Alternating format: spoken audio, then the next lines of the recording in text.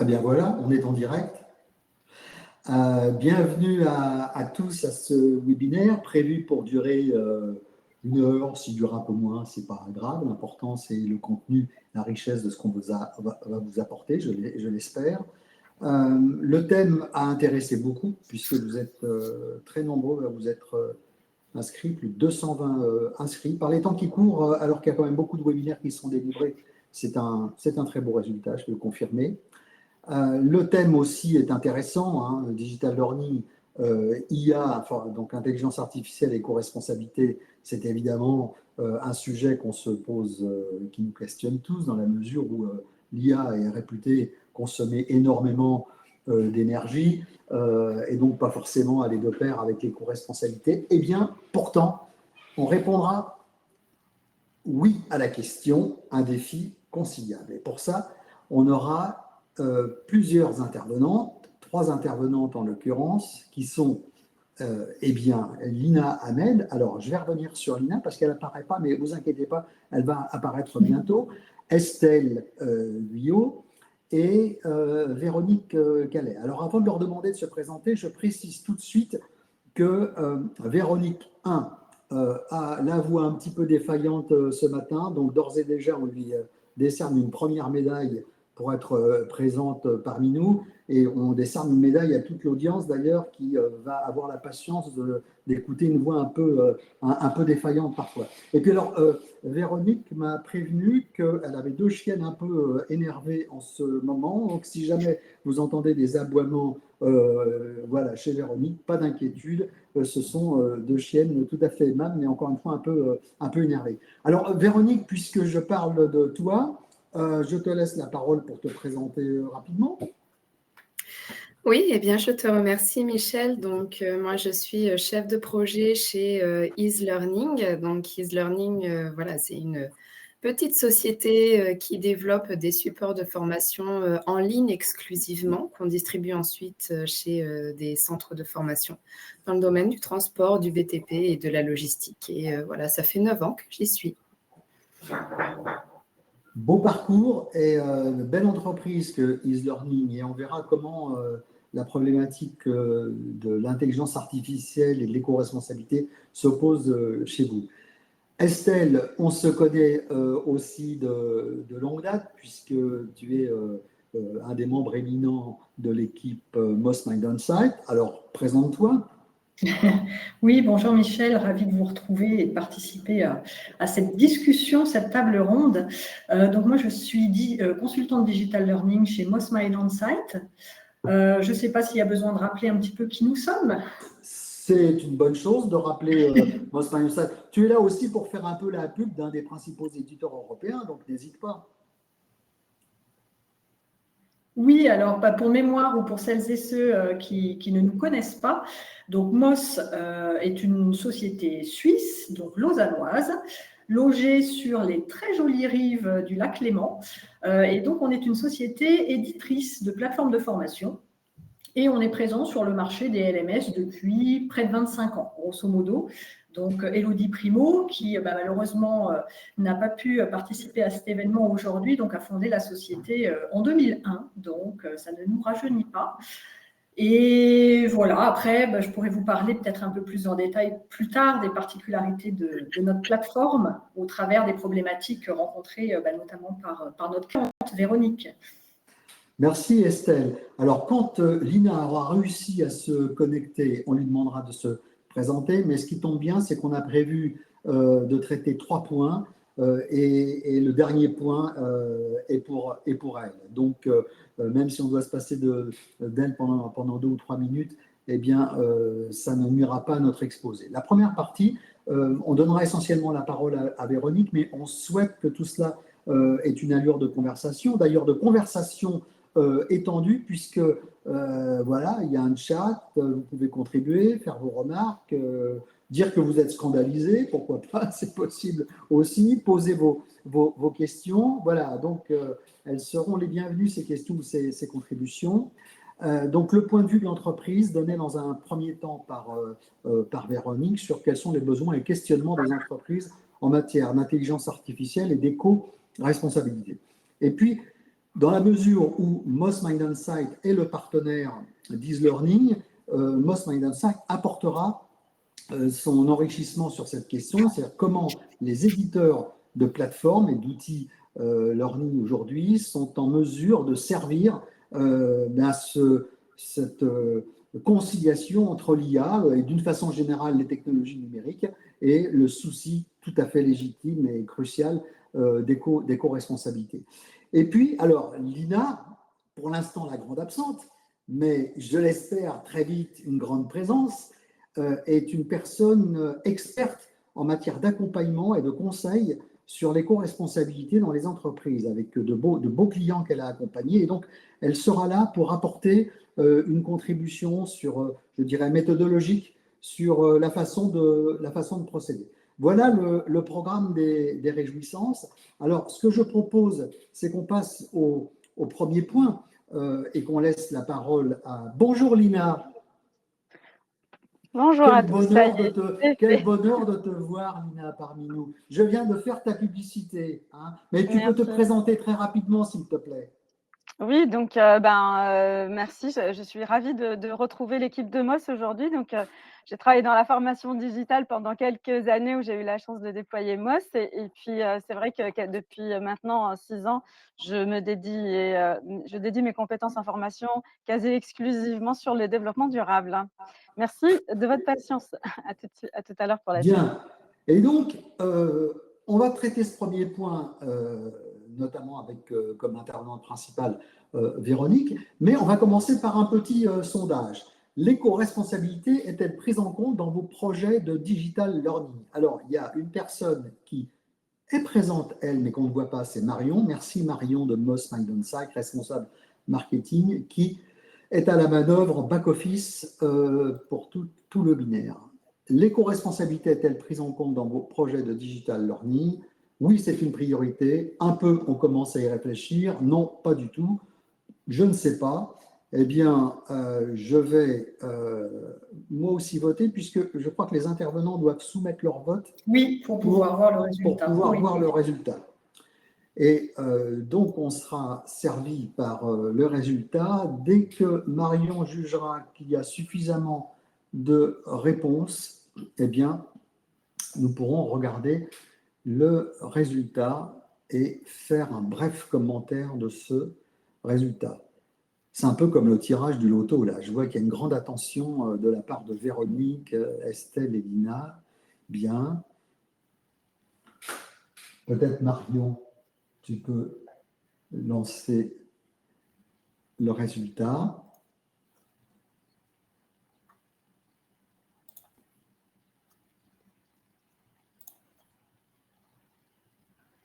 Ou revenir sur scène et nous donner les résultats, si l'outil donne… Alors nous, dans l'onglet sondage, on accède effectivement aux résultats, Michel. Moi, je les vois de mon côté. Je ne sais pas si je révèle… Merci pour cette formation administrée gracieusement, Estelle. Alors, bon, je ne sais pas, ça c'est un bon signe quand même. Hein. Ça veut dire qu'il y a une prise de position par rapport à la question de l'éco-responsabilité. Il y a 20% des entreprises quand même qui considèrent que c'est une priorité. 24%, non, on ne s'en occupe pas. Et 43%, un peu, on commence à y réfléchir. Alors, je vais laisser la parole à Lina seulement là-dessus. Ton commentaire, Lina, est-ce que ça fait tes affaires, le résultat de ce sondage ou pas? Tu peux mettre ton micro. Voilà. Merci Michel. Effectivement, moi actuellement, la majorité des personnes pour qui j'interviens se saisissent du sujet et me contactent car ils se saisissent de ce sujet-là. Et donc, c'est surtout un besoin et une envie des dirigeants de pouvoir faire cette transformation-là. Donc, actuellement, on sent qu'il y a au niveau de la direction, du management dans différents types d'entreprises, le souhait de faire avancer les sujets d'éco-responsabilité. Bien, ça c'est bon signe pour les responsables formation. Ça veut dire qu'a priori, ils trouvent un terrain plutôt favorable du côté de la direction. Donc, à eux de prévoir un argumentaire pour essayer de faire avancer le schmilblick. Oui, on a les deux, hein. Il y a aussi, effectivement, parfois, c'est des collaborateurs qui convainquent aussi leur direction d'aller dans ce sens-là. Absolument. Très bien. On va maintenant passer à Ease Learning et à ses besoins et aux questionnements qui valent beaucoup pour les entreprises d'une façon générale. Et on va laisser la parole à Véronique sur la présentation d'Ease Learning. Oui, alors déjà pour rebondir un petit peu sur le sondage sur l'éco-responsabilité prise en compte dans les entreprises. Chez Ease Learning, déjà, c'est une démarche qui est essentiellement individuelle. Il n'y a pas eu de politique, quelle qu'elle soit, par rapport à l'éco-responsabilité au sein d'Ease Learning, mais au sein de l'équipe, c'est tout de même une problématique qui revient. On essaye d'y faire énormément attention, d'autant que, comme on peut le voir ici, au niveau des chiffres, on est quand même même si on est une petite société, on a une centaine de formations digitales, on a plus de 500 heures de ressources pédagogiques, plus de 3000 inscriptions de stagiaires par mois sur notre plateforme MOS et plus d'1 million d'heures passées en formation en ligne entre 2024 et 2025. Donc, en fait, si on ne prenait pas en compte cette démarche d'éco-responsabilité, ça serait quand même quelque chose de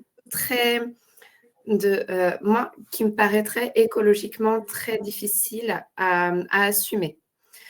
Et pourtant, ces chiffres, je pense que ça pourrait quand même justifier de faire appel à l'intelligence artificielle pour aller traiter les données, pour mettre en place certaines démarches pédagogiques telles que l'adaptive learning. Et ce n'est pas forcément un choix systématique qu'on a décidé de faire chez Ease Learning.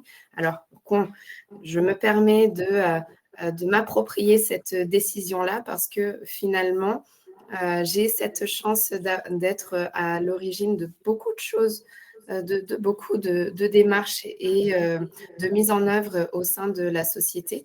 Donc, c'est moi, je me permets j'ai aussi la chance d'avoir toute la confiance des décisionnaires. Et donc, voilà, je fais ces démarches-là autant sur l'éco-responsabilité que l'intelligence artificielle. Tu peux peut-être passer à la… Oui, mais tout de même, si je veux résumer ce que tu viens de dire, Véronique, Oui. Tu es une tête chercheuse et tu essayes d'évangéliser, le mot est peut-être un petit peu fort, l'entreprise sur des thématiques que tu sens pressentir importantes pour l'avenir, c'est-à-dire par exemple d'un côté l'intelligence artificielle, parce que on voit bien avec les volumes qui sont indiqués là sur ce slide que rechercher de la productivité, rechercher une plus grande vitesse, une accélération de la production des contenus, etc. Tout ça, évidemment, fait sens parce qu'il y a des goulets d'étranglement, forcément, quand on voit des volumes pareils chez Ease Learning. Et en même temps, à côté de ça, tu as un souci bien contemporain d'éco-responsabilité, c'est-à-dire de voir comment l'intelligence artificielle se réconcilie. Donc, il y a deux chantiers que tu mènes seul, mais avec beaucoup d'énergie, en espérant convaincre autour de toi des cercles plus étendus de personnes jusqu'à déboucher peut-être sur une méthodologie, une stratégie plus structurée de ces deux questions en espérant le renforcement. Et quand on a préparé ensemble ce webinaire, évidemment, tu m'as fait part des challenges qui sont relatifs à ce qu'on vient de dire. Alors, je te laisse les décrire. Oui. Déjà, on a eu un premier défi technique qui s'est présenté, c'est étant donné le nombre d'inscriptions, le nombre de connexions, même si on faisait très attention d'avoir des modules les plus légers et portables possibles, le serveur que MOS nous avait mis à disposition était littéralement saturé. Et il paraît même que certains des clients ont été ravis quand nous sommes passés sur un serveur dédié à cause de ces pics de connexion.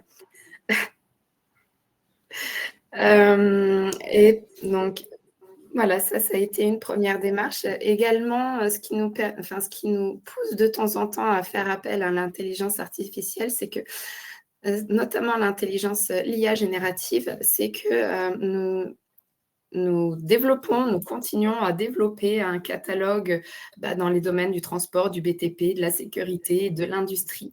Mais nous n'avons pas forcément les ressources humaines adéquates, des experts métiers qui sont disponibles pour nous mettre à disposition des ressources qui nous permettent de construire des contenus de qualité.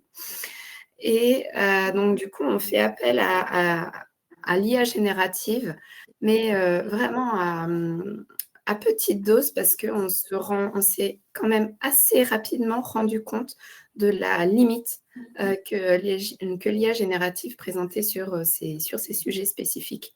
Là, si je peux prendre un exemple, je dois mettre à jour toute une partie réglementaire sur le transport, puisque les chauffeurs de camions, de bus sont soumis à une réglementation vraiment très stricte et très spécifique par rapport au temps de conduite, etc. Il faut que je mette à jour, parce qu'il y a eu énormément de réglementations ces dernières années, il faut que je mette à jour tout ça. Mais avec l'IA générative, je n'ai pas quelque chose d'assez clair et d'assez sérieux. Il faut que que je fasse appel à un relecteur humain et expert dans son métier pour être sûr que les contenus qu'on va pouvoir distribuer à nos stagiaires soient corrects. La question également s'est posée pour générer des images. Les images que l'IA a pu générer sur des sujets spécifiques comme les tours d'étaiement ou les échafaudages, clairement, ça n'a pas été suffisant.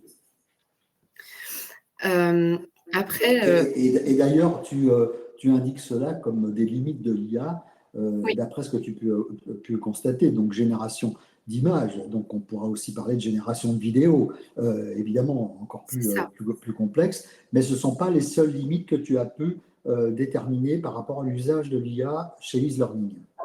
C'est ça. Avec autant d'inscriptions par mois et autant d'utilisateurs sur la plateforme, on aurait pu également utiliser l'IA pour une chatbox ou pour faire la réponse à la hotline. Mais là, pour le coup, c'est un choix vraiment personnel de pouvoir garder de l'humain systématiquement à toutes les réponses. Aujourd'hui, les problèmes étant résolus les uns après les autres, parce que justement, sans utiliser l'IA, je ne repousse pas les problèmes à plus tard. Les problèmes sont réglés tout de suite. Il n'y a pas de message automatique qui va faire que je vais prendre en compte les demandes soumises dans un jour ou deux. Non, c'est réglé tout de suite. Alors, on peut dire, excuse-moi de te couper là-dessus, mais on peut dire que dans cette importance que tu accordes à l'humain, il ne faut pas oublier que le modèle économique d'EaseLearning, comme le modèle économique de beaucoup d'organismes de formation encore, c'est un modèle qu'on connaît bien, hein, qui s'appuie largement finalement sur le formateur, la salle de cours ou bien l'intra dans l'entreprise, etc. Et on a déjà vu le modèle économique des organismes de formation mis en danger il y a une vingtaine d'années par le e-learning, hein, puisque tout à coup, on voyait apparaître, réduire la durée des formations françaises parce qu'elles étaient complétées en amont du présentiel et en aval du présentiel par des modules e-learning. Donc, les organismes de formation ont dû s'adapter à ça. Il leur a fallu une bonne dizaine d'années, pour ne pas dire une quinzaine d'années, pour ceux qui sont restés, en tous les cas, pour s'adapter à tout ça. Et aujourd'hui, ce que moi j'entends, c'est un petit peu le même type de problème qui se pose. C'est-à-dire que l'intelligence artificielle est une innovation de rupture, comme on dit, et va obliger les organismes de formation à opérer une transformation, mais qui va les éloigner encore un peu plus du business model originel. Donc, je n'oublie pas ça. Et je n'oublie pas que la problématique pour une entreprise qui, elle, ne vendrait pas de la formation sera évidemment un petit peu différente. Hein. Donc ça, c'est un point important, j'imagine, chez vous. Oui, bien sûr. Après, Nous n'imposons pas de politique au niveau de l'utilisation des contenus e-learning. Donc après, c'est à chaque centre de formation de voir aussi ce qu'il souhaite faire avec la technologie. Il y en a certains, ils continuent à faire des formations en salle vraiment à l'ancienne. Et dans ces cas-là, les contenus en ligne, que ce soit avec l'intelligence artificielle ou la plateforme telle qu'on la propose, c'est vraiment un plus. Pour d'autres, par contre, ça fait vraiment partie intégrante du développement de leur centre de formation. Et il faut savoir aussi que dans les domaines dans lesquels dans lesquels on propose nos formations, il y a des agréments. Et donc, les centres de formation peuvent ne pas avoir l'agrément de proposer de la FOAD. Et donc, ça, c'est une dimension assez importante, notamment au niveau du business plan des centres de formation. Alors, je terminerai sur cet aspect en disant que le réglementaire est très fort chez vous. Tu l'as signalé, je veux dire, l'habilitation des chauffeurs, etc. Et donc, évidemment, là, on ne peut pas laisser la maîtrise totale à l'intelligence artificielle, ça va de soi. Et se dessine finalement ce que j'ai pu appeler dans un article, mais je ne suis sans doute pas le seul, l'idée du formateur augmenté par l'intelligence artificielle. C'est-à-dire après avoir acquis la maîtrise des outils du numérique, il s'agit maintenant, dans mon métier, d'acquérir la maîtrise de l'intelligence artificielle, donc de s'augmenter sans cesse, mais de rester, je dirais, au cœur de ce mouvement, ne serait-ce que parce qu'on ne peut pas jouer avec les habilitations, la sécurité, etc. J'aimerais l'avis de Lina sur ce qu'on vient d'entendre.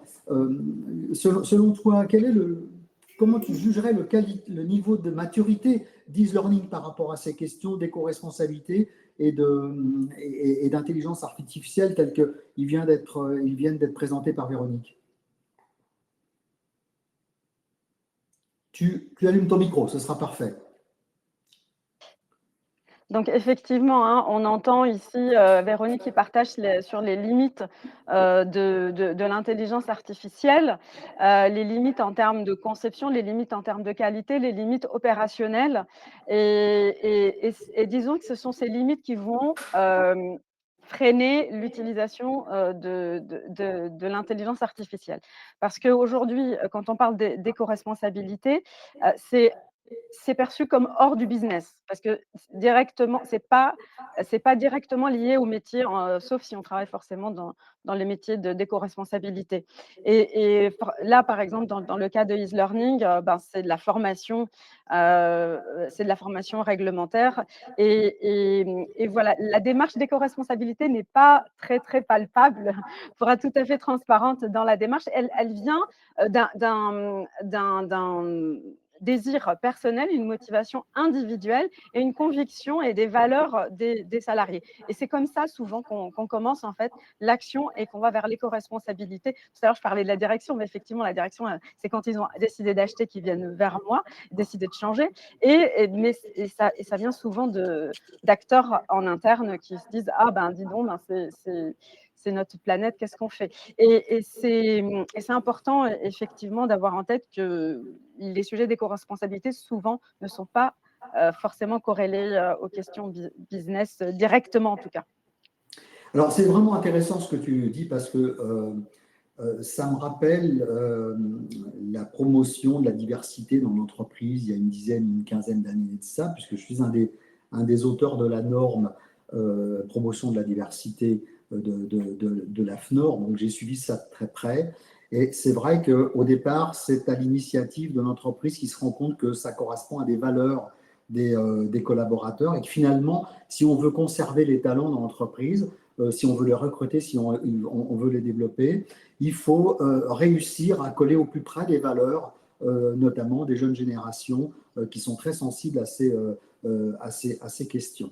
Et puis, dans un deuxième temps, se pose la question d'attacher le business, d'avoir des indicateurs business à cette promotion de la diversité. Il y a eu tout un travail qui a été fait pour mettre en relation, pour montrer qu'il y a une corrélation entre la politique de diversité de l'entreprise et les résultats business, la performance du business. Je pense, à t'écouter, Lina, qu'on en est là avec l'éco-responsabilité aujourd'hui, c'est-à-dire qu'à la fois, il y a une capitalisation sur les attentes des salariés dans l'entreprise, leurs valeurs, et en même temps que sans doute on verra se créer, peut-être même voit-on aujourd'hui se créer de la valeur dans l'entreprise par la prise en compte et l'embarquement des valeurs de la, comment dirais-je, de l'éco-responsabilité. Et on peut imaginer que demain, la valeur de l'action d'une entreprise puisse être corrélée à son activité et à son implication dans l'éco-responsabilité. On aura peut-être l'occasion d'en revenir quand tu auras peut-être tu vas rajouter quelque chose avant qu'on laisse la parole Oui, à Estelle parce là-dessus. que je voulais juste être claire que toute entreprise travaille dans la planète et tout est interconnecté. Donc,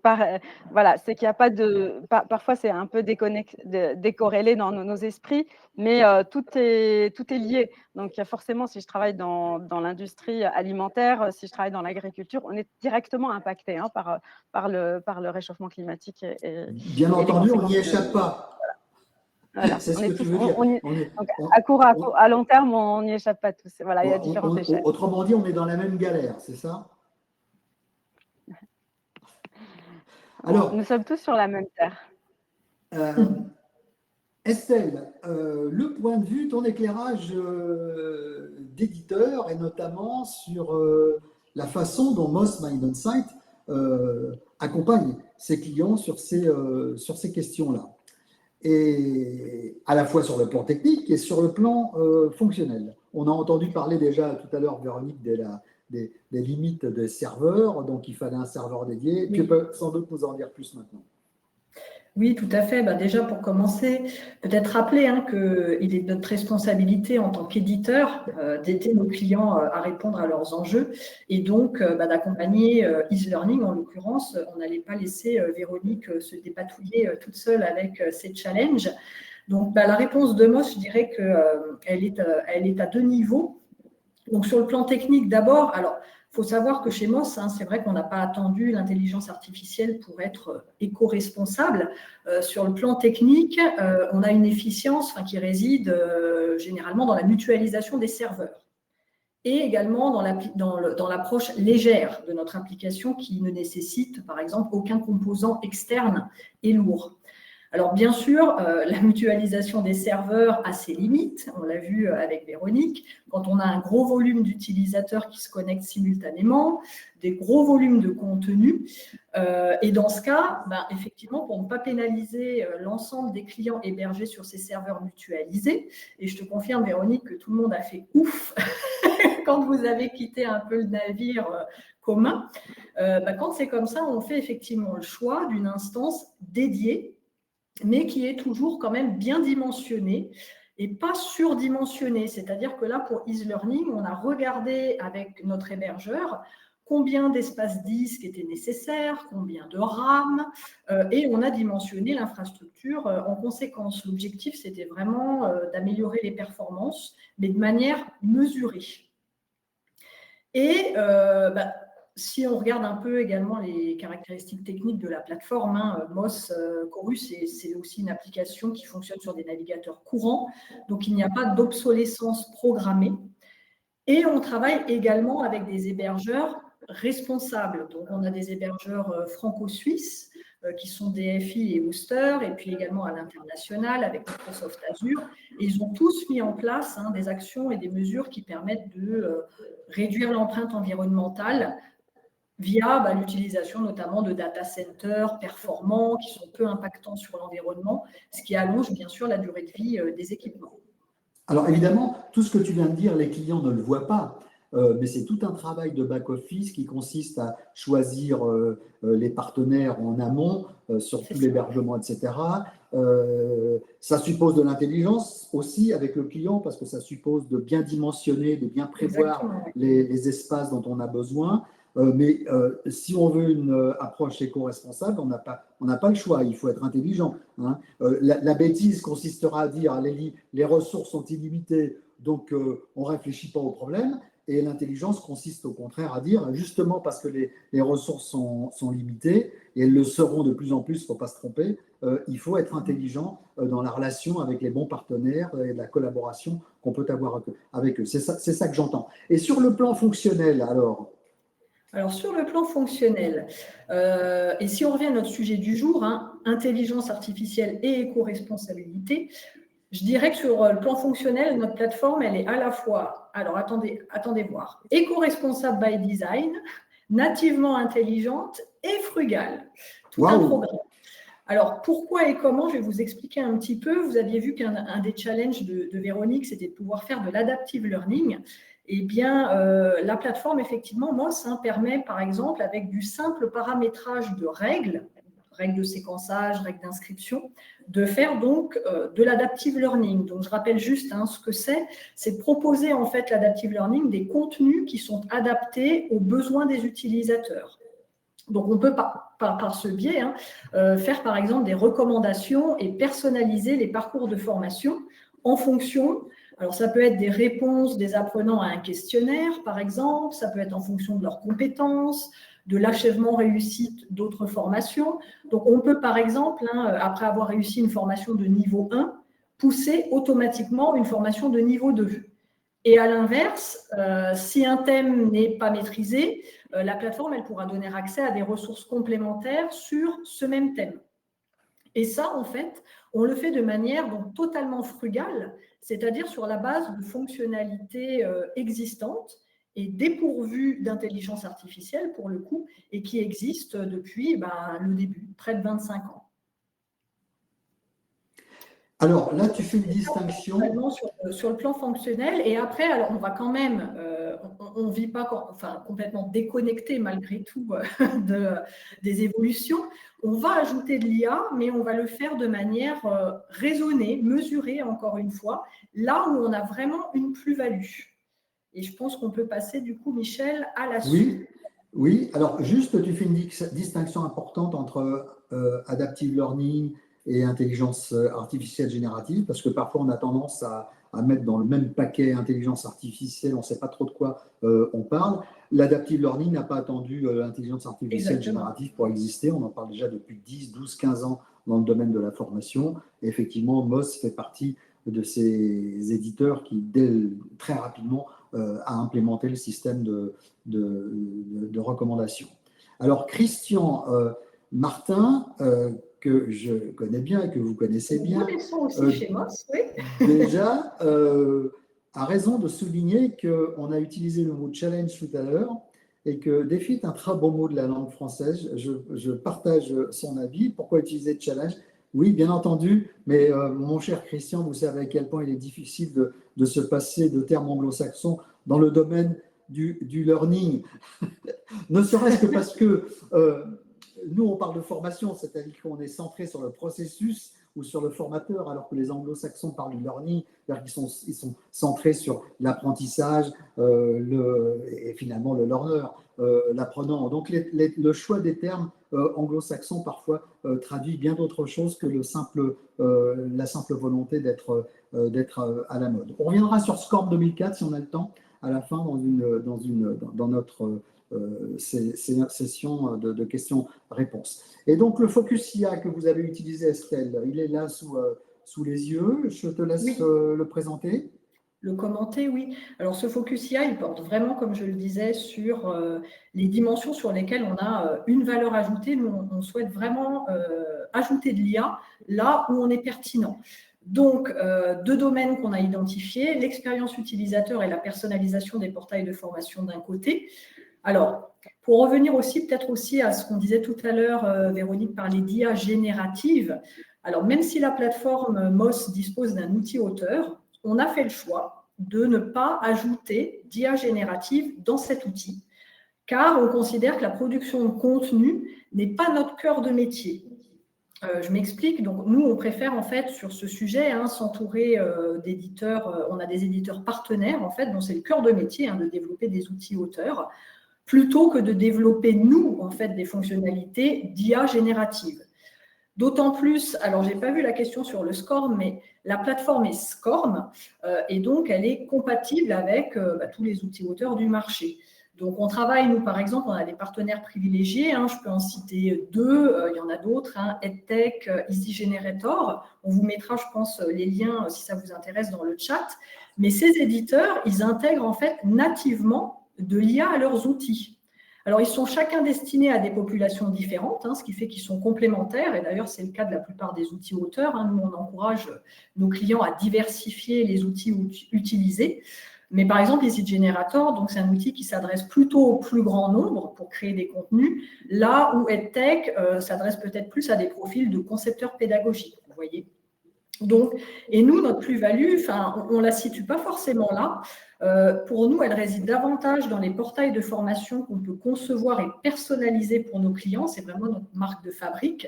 Et donc, on préfère se concentrer sur la manière d'utiliser l'IA pour améliorer justement ces portails. Donc, on réfléchit par exemple à la manière dont on pourrait utiliser l'IA pour générer des images au niveau du portail de formation. Vous voyez, les vignettes de formation, ou alors générer du contenu, mais du contenu de communication, les annonces par exemple que va pouvoir diffuser le portail, les notifications qui peuvent également être envoyées par la plateforme. Donc ça, c'est la première dimension sur laquelle… Je te laisse 30 secondes pour poursuivre, pour terminer ce que tu as à dire, parce qu'il faudrait qu'on ne perde pas trop de temps, je veux dire, qu'on laisse un peu la parole aussi à Lina, on a du travail encore qui nous attend. Oui, très bien, oui, très vite. Et donc, deuxième dimension, accompagnement des clients. Donc ça, c'est un des points forts, effectivement, que nos clients reconnaissent également généralement chez Moss. C'est notre proximité et le support qu'on peut leur offrir au quotidien dans l'usage de la plateforme. Alors, c'est vrai qu'aujourd'hui, comme chez Ease, comme chez Ease Learning et Véronique, ce support, il est principalement humain, malgré tout, aujourd'hui. Mais on teste quand même l'utilisation de l'IA pour alimenter, en fait, pour aider nos administrateurs de plateforme à utiliser les fonctionnalités de la plateforme. Donc, on teste les assistants virtuels qui pourraient, sur la base de ressources, paramétrer et concevoir leur dispositif de formation. Côté utilisateur final, les apprenants, bien sûr, ils ne sont pas en reste, car on teste aussi l'intégration d'une recherche intelligente dans les portails de formation pour orienter, délivrer la bonne formation au bon moment. Donc, ça passe aussi, bien sûr, par les chatbots. Donc, des chatbots qui peuvent quand même être utiles pour fournir un support, on va dire, un peu plus instantané aux apprenants, répondre à leurs questions, des questions rapides, bien sûr, pour les débloquer éventuellement des situations de navigation. Et on a d'ailleurs quelques clients qui proposent ce type d'aide, des chatbots dans leur portail de formation. Oui, je vais arrêter, Michel. Juste pour terminer, donc on a Transavia, par exemple, qui a mis en place une FAQ. Canal+, également, qui a mis en place un chatbot thématique autour d'un des parcours de formation. Et voilà. Ça aurait été dommage de ne pas citer Transavia et Canal+, notamment parce que Canal+, a décroché 2 trophées du Digital Learning ces dernières années grâce à sa collaboration avec Moss. Donc, j'ai bien fait de ne pas te couper, ma chère Estelle. Merci, Michel. Alors, maintenant, on passe finalement à la vraie question. Après avoir déplayé un petit peu le terrain avec Véronique et Estelle, déplayé beaucoup même, on va laisser la parole à Lina. Mais allez, on va poser une question qui va un petit peu de soi. Nouveau sondage, seriez-vous prêt à revoir vos pratiques pour allier IA et éco-conception? Bon, je ne doute pas trop du résultat, mais sait-on jamais. Sait-on jamais. Et là, j'ai appris entre-temps qu'il suffit que j'aille dans sondage, voilà, l'onglet pour voir les résultats.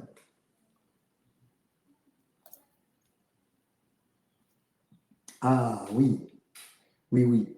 Là, Lina, tu as du grain à moudre. 30% déjà, 32% qui sont tout à fait prêts à ça, mais ils ne savent pas par où commencer. C'est toujours ça le problème. Par où est-ce qu'on commence?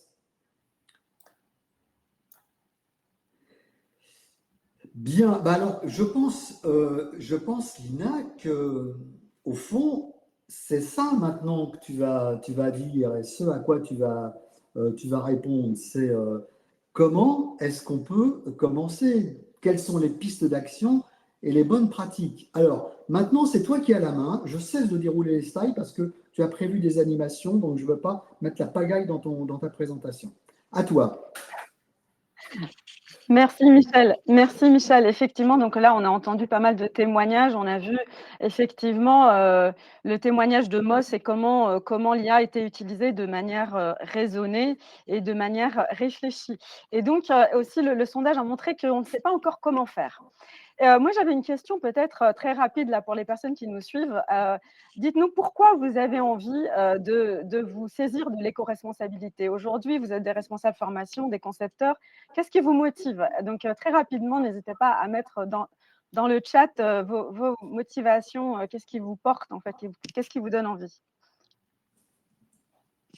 Alors, et moi, de mon côté, je vais commencer à partager mon écran. Donc, est-ce que vous voyez bien mon écran? Oui. Oui, très bien. Ça y est. Donc, la question aujourd'hui, c'est vraiment, l'idée, c'est de partager avec vous, c'est de comprendre qu'est-ce pour l'éco-responsabilité, parce qu'effectivement, ce qu'on a vu, c'est que directement, c'est pas forcément corrélé au business et donc beaucoup d'entreprises n'y vont pas directement parce que ça rapporte pas une ligne de bottom line, comme on dit, pour reprendre les expressions en anglais. What does it come to the bottom line? Donc voilà, donc l'idée c'est de vous donner, de vous faire partager quelques éléments pour mieux comprendre, pour pouvoir mieux agir sur les sujets de l'éco-responsabilité. Donc ce que je voulais partager avec vous, donc merci beaucoup pour toutes les personnes qui ont répondu sur le chat. Donc l'urgence à protéger notre habitat par conviction, l'exemplarité. Donc merci pour tous ces témoignages. Continuez à donner et à partager vos motivations. Ça va tous nous motiver ensemble pour agir pour l'éco-responsabilité. Et donc, alors, comprendre pour mieux agir, donc je vais partager d'abord avec vous quelques constats, quelques définitions. La première, en fait, c'est la définition du développement durable. Donc, le développement durable, c'est un développement qui répond aux besoins du présent sans compromettre les générations futures, sans compromettre la capacité des générations futures à répondre à leurs besoins.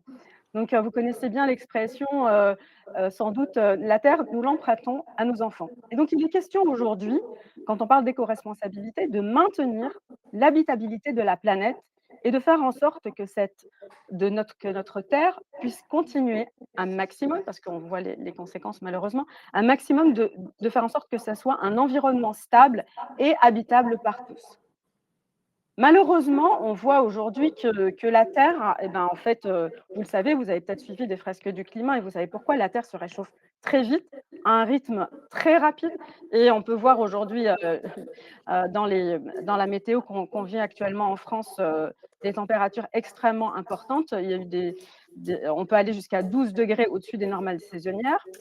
On sait que la biodiversité s'effondre. Donc la biodiversité, on ne parle pas uniquement des abeilles et de la pollinisation. La biodiversité, ça 70 à 80% de nos médicaments aussi de cancer, sur les cancers, s'appuient sur des solutions liées à la biodiversité. C'est très, très grave l'effondrement de la biodiversité. Désolée, je vais faire une petite parenthèse, mais c'est important qu'on puisse parler de ce sujet-là aussi, qui est un sujet qui est autre, qui est différent que le réchauffement climatique.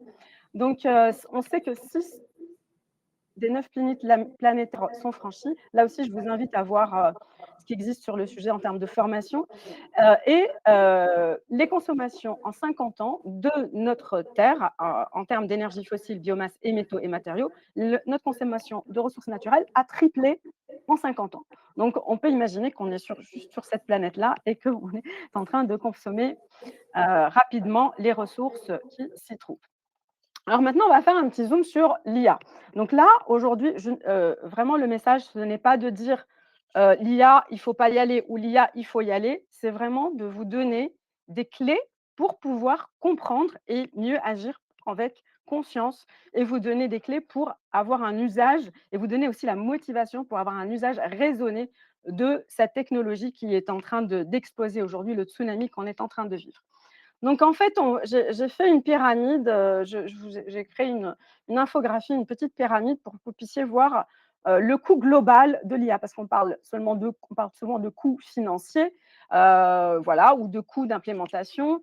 Mais l'idée, c'est de vous donner une vision du coût global de l'IA. Et donc, on va commencer par l'utilisation. Quels sont les facteurs qui vont rentrer dans ce coût global? Donc en fait, d'abord, c'est d'abord pourquoi vous allez utiliser, donc vous allez prompter, vous allez converser avec une IA. L'idée, c'est de dire, bah, quelle est la finalité de l'usage? Est-ce qu'elle a vraiment une valeur ajoutée ou est-ce que c'est, quelque chose qui a vraiment pas de sens? Donc est-ce que c'est fait pour, planifier ses vacances en Thaïlande ou alors est-ce qu'elle va pouvoir me vraiment aider quelque chose à amener de la durabilité et répondre à nos besoins les plus urgents? Ensuite, vous avez cet élément qui rentre en compte aussi, c'est l'efficience du prompt. Donc, à chaque fois que vous promptez et que vous cliquez, vous envoyez, vous faites tourner la machine. Donc, plus votre prompt est efficient, plus vous allez générer moins de consommation d'énergie et d'impact environnemental. Ensuite, souvent, il y a des modèles d'IA qui sont non adaptés. Donc, parfois, on va utiliser des modèles comme ChatGPT, on va utiliser des gros modèles, alors qu'on pourrait utiliser des modèles qui sont moins gourmands, plus, voilà, par exemple, des modèles qui tournent en local. Et ça, c'est des choses qu'on voit de plus en plus. Aujourd'hui, effectivement, la facilité, c'est qu'on a le ChatGPT qui est gratuit, le geste hyper facile et hop, on y va et on clique, on dit merci. Alors là, je vous invite à regarder aussi les articles sur ce sujet-là. Voilà, donc ce sont c'est des réflexes qui sont très, très faciles à faire, mais malheureusement très consommateurs en énergie. Ensuite, donc si vous utilisez un Si je réseau qui peux, est différent, Lina, donc si vous allez utiliser la 4G ou le Wi-Fi, oui. vous allez aussi avoir un impact environnemental. Oui, pardon. Ouais, Lina, je t'en prie. je ne sais pas si tu m'entends, mais si je peux ajouter quelque chose à ce que tu viens de dire, que je Oui, trouve Michel. particulièrement intéressant. J'ai lu un article, un interview de Sam Altman récemment, qui est le fondateur d'OpenAI, donc ChatGPT, qui disait que chaque fois quand on remerciait d'une réponse, par exemple, le robot en disant merci, eh bien, ces petits gestes de bonne humeur ou de comment dirais-je, aimable vis-à-vis du robot coûtent des dizaines de millions de dollars chaque année en énergie, en fait. Donc, c'est vraiment intéressant par rapport à ce que tu disais sur les prompts. C'est-à-dire qu'on a tendance à converser en disant merci de ta réponse, etc. Mais ça coûte une fortune à la planète, en fait. Exactement, ça coûte une fortune à la planète et à chaque fois qu'on appuie sur entrée, on appuie sur un petit bouton qui fait pomper des gaz à effet de serre, parce que la majorité de l'énergie aujourd'hui est fossile. Donc voilà, on continue à carboner davantage. Donc merci Michel d'avoir pointé sur ce sujet-là, qui est extrêmement important et qui est vraiment dans nos mains, hein. Donc c'est vraiment quelque chose qui est à notre portée. Donc aussi, qu'est-ce qui est aussi à notre portée en termes d'utilisation? C'est d'utiliser les réseaux, plutôt un réseau Wi-Fi ou un réseau filaire. Et donc ça va varier aussi la quantité d'énergie et d'impact que vous allez utiliser. Donc, qu'est-ce qui va rentrer en compte aussi dans le coût global de l'IA, dans les facteurs? Ben, en fait, ça va être la taille du modèle. Donc, est-ce qu'on est sur des modèles qui sont larges ou des small, des modèles qui sont avec plus petits? C'est la quantité de données aussi qui va être travaillée et aussi c'est la quantité de paramètres. Donc, effectivement, hein, là, vous allez voir, c'est des différentes strates, mais c'est imbriqué, hein. Par exemple, une fois que l'IA elle est entraînée, elle continue à s'entraîner même à l'utilisation, hein. Donc, ce n'est pas uniquement à ce niveau-là. Donc ensuite, on va continuer à explorer ensemble les facteurs. Donc, on va regarder l'infrastructure. Et là, on peut voir que dans l'infrastructure qui est nécessaire pour faire tourner les IA, on va avoir les équipements. Donc, les équipements les plus utilisés aujourd'hui, ce sont les téléphones, mais bien sûr, et les écrans, mais aussi les équipements qui vont être embarqués, bah, ça va être les montres connectées et tous les petits gadgets qu'on a pour pouvoir tracer, voilà, et avoir des objets connectés. Donc, il y a une étude de 2019 qui montre qu'on avait 34 000 équipements dans le monde aujourd'hui. Alors, dans le monde en 2019, donc on peut pas, vous pouvez imaginer qu'est-ce que ça peut donner aujourd'hui, et surtout que les équipements se renouvellent assez vite chez les personnes, d'autant plus parce qu'ils veulent avoir le dernier et la possibilité de faire tourner des IA sur les équipements.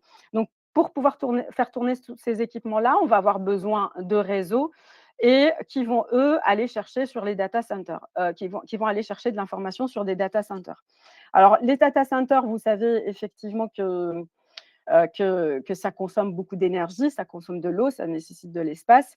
Et il se trouve qu'aujourd'hui, dans un des articles, 80 indique que 80% des data centers ne sont pas compatibles avec l'IA. Donc là aussi, ça fait réfléchir, c'est-à-dire jusqu'où on va jusqu'à dans cette poussée, cette frénésie technologique. Est-ce qu'on voilà, donc ça questionne. Ensuite, pour faire tous les équipements, les réseaux, les data centers, on va avoir besoin de les fabriquer. Donc pour la fabrication, on va avoir besoin d'énergie, effectivement et d'usines. Hem, Ensuite, on va les utiliser et au moment de l'utilisation, bien sûr, on a besoin d'énergie et on va générer encore davantage de gaz à effet de serre et un impact sur la planète. Et ensuite, on va avoir la partie fin de vie, qui est tous les déchets électroniques qui aujourd'hui sont très difficilement recyclables. Donc là, c'est important aussi de savoir que quand on a un téléphone qui a besoin informatique, c'est très difficile de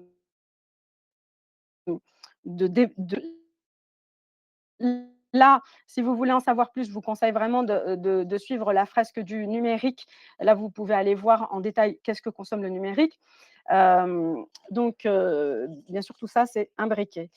Alors, donc, et c'est important aussi d'avoir une idée en tête, cette idée de tout l'ensemble du cycle de vie, pas uniquement sur nos objets numériques, mais aussi sur nos objets de manière générale.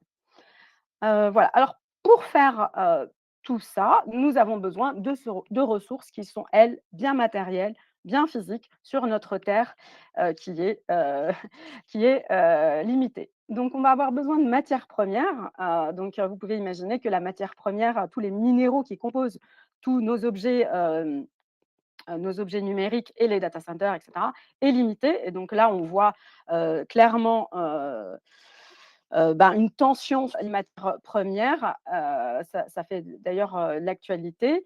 Donc mais là, on parle effectivement peut-être de tension géopolitique, mais pour rester focus sur responsabilité, les matières premières ont besoin de beaucoup d'eau pour pouvoir les extraire et on est en train de vraiment on a utilisé les matières premières qui étaient, en surface et maintenant on est en train de creuser davantage pour pouvoir continuer à pouvoir fournir tous ces métaux-là. Donc, on a les matières premières. Ensuite, pour les data centers, on va avoir besoin de surface. Donc, on a besoin de mettre ces nouveaux data centers sur des surfaces. Qu'est-ce que ça va provoquer? Ça va provoquer une artificialisation de davantage d'espace au sol. Et donc, quand on parle d'artificialisation, c'est des sols qui ne vont pas respirer, hein. C'est en fait le sol aussi absorbe et est plein de vie voilà, donc plus les sols sont artificialisés, plus on aura un impact négatif, environnemental. Donc voilà et sachant qu'aujourd'hui, en moyenne, un data center, c'est 2 000 m² et ça va jusqu'à 110 000 pour un serveur, de qui est hébergé chez Microsoft. Lina, Et je te on propose, arrive Lina, là, oui, pardon, ça je va te vite, propose j'ai qu'on beaucoup de choses. avance parce Ouais, que oui. le temps court, il est déjà 11h54 et je voudrais surtout pas qu'on passe à côté des pistes d'action parce que le constat, tu le fais de façon éblouissante, mais comment est-ce qu'on en sort de tout ça? Oui, alors juste, je vais finir sur l'énergie et l'eau parce que c'est last but not least, hein. L'énergie, elle est c'est ce qui nous fait c'est ce qui fait fonctionner tout ça. Il faut savoir que l'énergie, elle est soit renouvelable, soit fossile et voilà, quand elle est re f quand, donc quand elle est fossile, elle est épuisable bien sûr et en plus elle émet des gaz à effet de serre et on a aussi le sujet de l'eau qui lui est vraiment, voilà, c'est notre vie. Donc effectivement, là, vous avez des clés parce que moi, je vais vous partager quelques éléments pour pouvoir agir et quelques réflexions. Mais là, en fait, vous avez une pyramide avec l'ensemble des facteurs qui jouent dans la dans le dans l'impact environnemental. Alors dans l'IA, il n'y a pas que l'impact environnemental. Sur l'infographie que vous allez recevoir, mais je ne vais pas aller en détail sur ces détails-là, il y a des risques et des conséquences qui peuvent être creusées, qui sont eux, donc les conséquences environnementales, on en a parlé un petit peu aujourd'hui, mais aussi on a des risques opérationnels de l'IA, on a les risques sociétaux, on a les risques de sécurité, on a des risques juridiques, des risques éthiques et des risques cognitifs sûrs. Donc, le message aujourd'hui, c'est quand vous allez à monter une stratégie, l'idée, c'est d'avoir une réflexion globale, du coup, globale, pas uniquement focus, voilà. Alors donc la question, c'est comment faire? Ben, en fait, ce qu'on vous propose, c'est de continuer à s'en passer, si vous pouvez, parce qu'en fait, le cerveau, a une puissance brute de 1000 fois plus grande que celle d'un serveur GPU et on consomme 10 fois plus faible. Donc, le message très, très clair, c'est que si vous pouvez vous en passer, surtout pour des raisons, personnelles, eh ben, c'est pas la peine, quoi. Voilà, continuer à faire, tourner nos machines qui sont merveilleuses, on va dire, nos machines biologiques qui sont merveilleuses. Et alors, là, maintenant, dans une entreprise, quelles sont les pistes d'action? Alors, en fonction de si on a un poste de décision, si moi je suis acheteur d'une solution IA, l'idée c'est de vraiment d'avoir une réflexion stratégique et d'avoir une idée des opportunités et du coût global sur l'ensemble de la chaîne de valeur. Donc, on est sur le learning, c'est de regarder l'ensemble de la chaîne de valeur du learning. Vous pouvez vous appuyer sur le modèle ADI, par exemple, c'est un des modèles de chaîne de valeur dans la question du learning, sans oublier, sachant que le modèle ADI ne prend pas la partie déploiement, mesure de la performance de l'entité. Donc voilà, l'idée, c'est de regarder la chaîne stratégique de valeur du digital learning. D'ailleurs, moi, je l'aborde dans la fresque du digital learning. Et c'est intéressant, moi j'ai créé cette fresque-là parce que c'est un atelier d'intelligence collective qui permet d'inclure toutes les parties prenantes dans la décision. Parce qu'en fait, les meilleures décisions, elles se prennent en intelligence collective et avec les différents profils. Voilà, donc incluez les personnes dans la décision. Donc ensuite, l'idée, c'est d'avoir des modèles adaptés, des solutions responsables activement. Donc ça, c'est le geste le plus efficace. Si vous pouvez avoir des systèmes qui sont responsables, labellisés, qui s'appuient sur des serveurs, voilà, c'est là que vous allez avoir c'est là que ça va être le plus facile. Et puis ensuite, mettez une charte de responsabilité au sein de votre équipe, travaillez sur une charte de responsabilité environnementale et sociétale que vous créez idéalement en intelligence collective avec vos équipes. Donc, voilà et sur cette partie-là, quand on est en train de changer ses process, c'est très important d'avoir un process avec un contrôle humain sur les étapes clés. Il y a beaucoup d'exemples de personnes qui avaient mis en place les l'IA, les chatbots notamment, rapidement et qui ont dû en faire des frais et qui sont revenus en arrière. Il y a beaucoup d'exemples de retour en arrière sur pas mal de process. Donc voilà, et donc l'idée, c'est en tant que décisionnaire, questionner les FOD mode et est-ce que j'en ai vraiment besoin, hein, c'est la fonctionnalité. Et ça, c'est quelque chose qu'on a appris aussi dans le lancement du digital learning au tout début. Alors, voilà, alors quand vous êtes utilisatrice de la solution et que vous n'avez pas le choix, vous êtes dans une entreprise, on vous a choisi des outils que vous ne pouvez pas en déroger. Donc, l'idée, c'est de questionner la valeur ajoutée opérationnelle. Donc, en fait, dans la formation, c'est d'abord la valeur pédagogique. C'est être bien sur la… Je suis désolée le temps, mais c'est important de vous faire parvenir tous les messages. C'est de questionner la valeur, c'est d'être fort en pédagogie, hein, en premier temps. Et ensuite, d'adopter une méthode frugale d'éco-conception qui travaille sur les sujets d'éco-conception. Voilà, mutualiser, avoir de la transparence et aussi de mettre des barrières pour rendre le geste plus difficile. Donc voilà.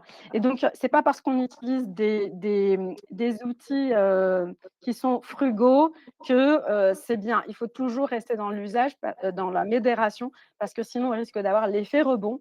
L'effet rebond, c'est la surutilisation. Parce que c'est efficace, et on va l'utiliser davantage parce que c'est pas grave. Voilà. Donc, soyez conscients de l'effet rebond. Merci beaucoup, Lina. C'était très complet. De s'informer en d'ailleurs, continu, de rejoindre des groupes et de continuer à échanger entre vous, désolée pour la coquille, et collectivement pour trouver Voilà, Bien. et de Lina, favoriser l'intelligence collective à l'intelligence artificielle. Lina, tu es absolument passionnée par ton Et sujet. voilà. Je crains que si je te laissais, 3 heures, on serait aussi en dépassement. Mais j'aimerais, d'abord, tout le monde considère, je le vois aux remarques qui sont faites, que là, le sujet est particulièrement intéressant, que ta démarche mérite d'être soutenue. Et je crois aussi que la conversation peut se poursuivre avec toutes les personnes qui ont fait des commentaires. Mais j'aimerais, avant de clôturer ce webinaire, demander à Véronique si ça lui parle ce qu'elle vient d'entendre et si ce type d'approche méthodologique est susceptible d'être intéressante pour e-learning. Oui, bien sûr. Déjà, la première étape, je ne sais plus qui disait ça dans le chat, la première étape, c'est refuser. Et bon, quand on ne peut pas refuser, c'est en tout cas prendre du recul quand un décisionnaire ne voit que par l'IA. C'est dire attention à l'effet waouh, c'est encourager en tout cas ces prises de recul, comme ce que Lina vient d'expliquer. Et moi, c'est ce que je souhaite dans tous les cas appliquer chez e-learning. Mon équipe, qui d'ailleurs est présente aujourd'hui, je les ai vus passer dans le chat, le sait d'ailleurs. Vous pouvez utiliser l'intelligence artificielle, faites vos tests, mais ne vous reposez pas uniquement dessus parce qu'on sait aujourd'hui qu'elle n'est pas fiable et que c'est de la médiocrité. Enfin, elle entraînerait vers de la médiocrité, etc. Donc, voilà, tout ce que Lina a pu dire. Et puis là, sa dernière slide, se former, s'informer, ça me paraît tellement important aujourd'hui et c'est ce qu'on essaye de faire au sein de e-learning, notamment en allant au salon. Alors, je n'ai plus la main sur les slides, donc j'aurais aimé passer celui de remerciements, mais peut-être Lina qui a la main sur les slides peut le faire. Voilà. Et on y est. Continuez l'échange sur LinkedIn ou continuez l'échange directement avec Moss, Véronique et Lina. Estelle, je sais que tu te retrouves complètement en tant qu'éditrice de Moss Chorus dans tout ce qui vient d'être dit. Je le sais depuis des années. Et je sais que la plateforme Moss veut être frugale. Ce n'est pas toujours simple quand on est éditeur de logiciels, mais vous y parvenez, contrairement à beaucoup d'éditeurs, notamment en veillant à ne pas proposer des fonctionnalités qui sont totalement superfétatoires, qui sont censées être des fonctionnalités de confort, mais qui, in fine, empêchent d'être intelligents et ne rendent pas les services qu'on en attend. Donc, cette surenchère à la technologie et maintenant à l'IA est dommageable. Mais je ne doute pas, comme l'incurable optimiste que je suis, que les équilibres se trouveront, que grâce à vous trois, les échanges se poursuivant, eh bien, voilà, on saura tirer le bon grain de livret. Je vous remercie vivement pour tout ce que vous avez dit. C'était passionnant. J'ai découvert moi-même des choses. Et je souhaite à l'audience beaucoup d'intelligence, mais ça n'en manque pas, et de plaisir à mettre en place des politiques qui soient capables de concilier le meilleur des outils et aujourd'hui la rupture de l'IA avec l'éco-responsabilité grâce à tout ce que vous avez dit et qui est passionnant. Merci encore. Vous recevrez le replay du webinaire avec des documents, notamment le slide très complet, mais qu'on ne voyait pas bien à l'écran, c'est normal, de Méthodo de Lina. Et puis, je vous souhaite, après ces nourritures intellectuelles, un bon repas pour des nourritures terrestres. Et je vous dis à bientôt. Merci Véronique, merci Estelle, merci Lina, merci à toute l'audience. Au revoir. Au revoir.